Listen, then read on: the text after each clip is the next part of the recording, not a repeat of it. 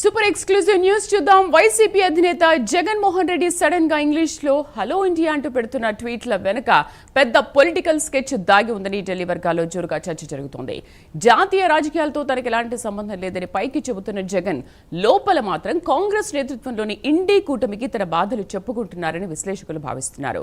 ఏపీలో ముఖ్యమంత్రి చంద్రబాబు నాయుడిని నేరుగా ఎదుర్కోలేక పార్లమెంటు వేదికగా తన గళాన్ని వినిపించేందుకు ఢిల్లీలోని ప్రతిపక్షాల మద్దతు కోసం ఆయన ఆరాటపడుతున్నారు. అయితే ఇక్కడే ఒక పెద్ద చిక్కు వచ్చి పడింది.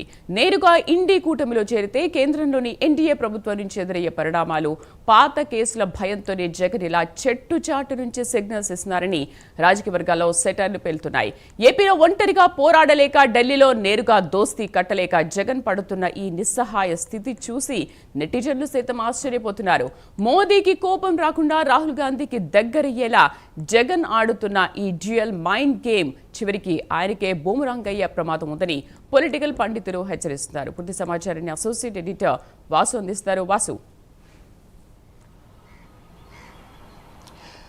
శ్రీదేవి, ఇటీవల జగన్ చేస్తున్నటువంటి ట్వీట్లు మొత్తం కూడా చర్చనీయాంశంగా మారినాయి. అందులో హలో ఇండియా అంటే భారతదేశానికి అడ్రస్ చేస్తున్నారా, లేకపోతే ఇండీ కూటమికి తెలుసుకున్నారా ఆయన సమస్యలు? ఇప్పటివరకు కూడా ఏపీలో జరుగుతున్నటువంటి పరిణామాల నేపథ్యంలో ఏపీలో 2 ఏళ్ల పాలనపై కూడా రాష్ట్ర వ్యాప్తంగా కూడా నిరసనలు వ్యక్తం చేయడం, ఉద్యమాలు చేయడం, నానా బీభత్సం చేశారు. ఇంక ఇది అయిపోయాక హలో ఇండియా అంటూ ఆయన చేసిన ట్విట్టర్ అంటే ఇటీవల కృష్ణా జిల్లాలో జరుగుతున్న పరిణామాలు, పోలీసులు వ్యవహారం ఇవన్నీ కూడా క్రోడీకరిస్తూ మొత్తం అంటే ఏపీలో అసలు రెడ్ బుక్ రాజ్యాంగం నడుస్తుంది, ఇక్కడంతా కూడా పోలీసుల రాజ్యం నడుస్తుంది, ఎవరు కూడా పోలీసులు కంట్రోల్ చేయలేకపోతున్నారు, ల్యాండ్ ఆర్డర్ మొత్తం కూడా క్షీణించాయి అని అర్థం వచ్చేట్టు ఆయన చేసిన ట్వీట్ ఇప్పుడు మొత్తం దేశవ్యాప్తంగా కూడా మొత్తం చర్చించే పరిస్థితి ఉంది. అంటే ప్రధానంగా ఢిల్లీలో ఈ చర్చకి దారితీసింది. అంటే ఇప్పటివరకు కూడా మనం చూడొచ్చు, ఒక విధంగా ఎక్కడో కూడా జగన్ బీజేపీ ప్రభుత్వాన్ని కానీ లేకపోతే మోడీని కానీ అమిత్ షాని కానీ ఎక్కడ ఒక్క మాట అనరు కూడా. ఇటీవల కాలంలో కూడా జరిగినటువంటి పరిణామాల నేపథ్యంలో ఇండైరెక్ట్గా అయిన ఎట్టి పరిస్థితులు కూడా జాతీయ మీడియాకు సంబంధించి జాతీయ స్థాయితో ప్రభుత్వానికి సంబంధించి నేను మాట్లాడలేనని స్పష్టంగానే చెప్పడం జరిగింది.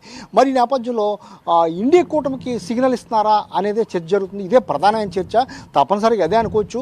ఆయన డైరెక్ట్గా ఇండీ కూటమిలో కలవలేని పరిస్థితి, అలానే ఎన్డీఏ ప్రభుత్వాన్ని నేరుగా విమర్శించిన పరిస్థితి, మోడీని కానీ అంటే లేకపోతే అమిత్ షాని కానీ అంటే మళ్ళీ కేసులు బయటకు వచ్చే పరిస్థితి. ఇది ముందు నొయ్యి వెనక గొయ్యి జగన్ పరిస్థితి. అసలు ఏం చేయాలో తెలియని పరిస్థితిలో ఈ ట్వీట్లు చేస్తున్నారనే విమర్శలు కూడా వస్తున్నాయి. మరి ఈ ట్వీట్లు వెనక అసలు విషయం ఏంటని ఒక్కసారి మనం చర్చిస్తే ఆయన చేసినటువంటి పరిణామం ఏపీలో మరీ ఇంత దారుణంగా ఉందంటే వాస్తవానికి పరిస్థితి లేదని చెప్పాలి. ఎక్కడ కృష్ణా జిల్లాలో జరిగింది, ఆడ ప్రభుత్వ హయాంలో కూడా చాలా జరిగింది అని కూడా కూటమి నాయకులు కూడా చెప్పే పరిస్థితి కనిపిస్తుంది.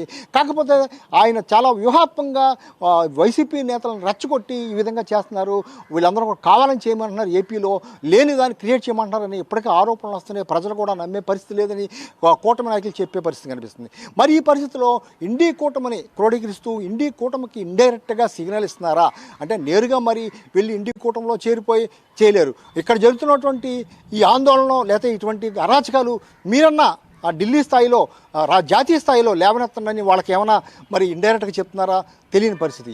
ఏదైనప్పుడు కూడా జగన్ ప్రస్తుతం చేసినటువంటి దీనిపై కొంతమంది హాస్యాస్పదంగా తీసుకునే పరిస్థితి కనిపిస్తుంది. ఆయన నేరుగా ఎవరికి చెప్పలేని పరిస్థితి. హలో ఇండియా అంటే ఇండియాకి చెప్పాల్సిన అవసరం ఏముంది, భారతదేశ వ్యాప్తంగా ఏపీలో అంత జరిగిపోతున్న నేరాలు ఘోరాలు ఏమున్నాయని కూడా విమర్శించే పరిస్థితి కనిపిస్తుంది.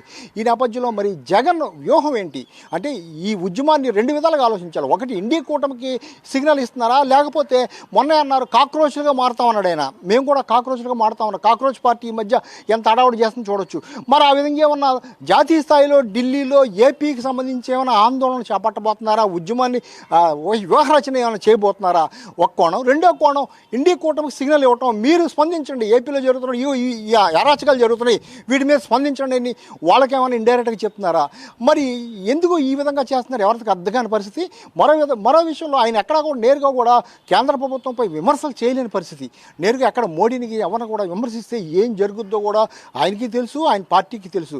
అందువల్ల ఆయన ముందుకెళ్ళబోతున్నారు, వెనక రాలబోతున్నారు. ప్రస్తుతం ఆయన చేసిన ట్విట్టు మళ్ళీ భవిష్యత్తులో కూడా చేసే ట్విట్లు ఏ విధంగా ఉంటాయి, దాన్ని బట్టి ఆయన వివరించిన ఏ విధంగా చేయబోతున్నారో తెలిసింది. ఏదేమైనప్పుడు కూడా ఇదైతే స్పష్టంగా ఇండి కూటమికి సిగ్నల్ ఇస్తున్నారు అనే స్పష్టంగా రాజకీయ పరిణితి చెందినటువంటి ఎవరైనా సరే అంచనా వేస్తున్నారు.